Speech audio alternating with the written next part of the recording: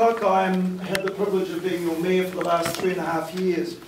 I think that if we look at what is involved in any comprehensive response to poverty, it's really a partnership between central government, local government, the NGO sector and the communities themselves that we seek to serve. And if I look for all of the examples that I can think of that I've had contact with over the years, what are the inspiring bits? The inspiring bits are always in the community part of that partnership.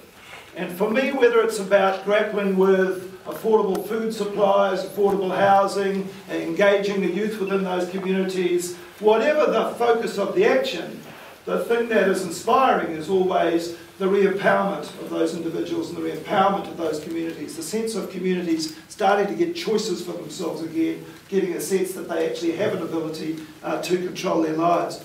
So what is the role of council in all of this?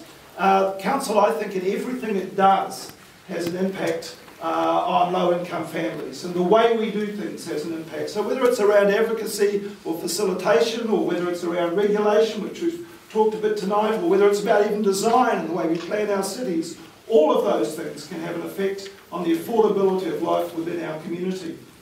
And if I take an example, there's been a number of references to Enderley tonight, and I would describe our role in that as being a facilitation role. We've put some resources into it.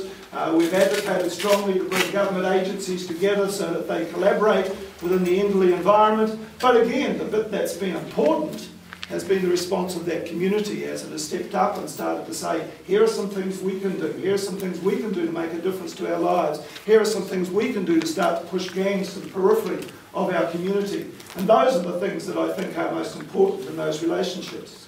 We've talked about regulation of it tonight. I think we've got most of that pretty right. If I think about prostitution regulation that we have responsibility for, if I think about gambling regulation, I think within the constraints we have our regulation of our liquor licensing, although I have to say I'm looking forward to the new laws coming through the Parliament that will enable us to start looking at liquor plans that give us greater authority to start to plan liquor retailing within our community.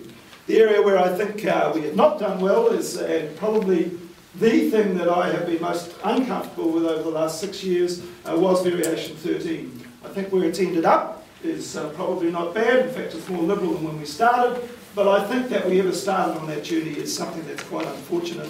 And I think it has been a learning experience for the council as a whole.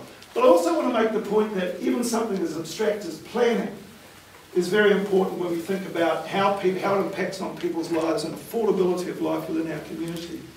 I mean, what we have started to do when we think about planning our communities of the future is start to think about communities that are walkable, that are cyclable, where people can live in those communities all of their lives or most of their time and not need to have vehicles to take them out of those communities, but that will be linked through public transport and so on. So I would simply say that everything we do has an impact, and we need to think about the impact on low-income families in our community.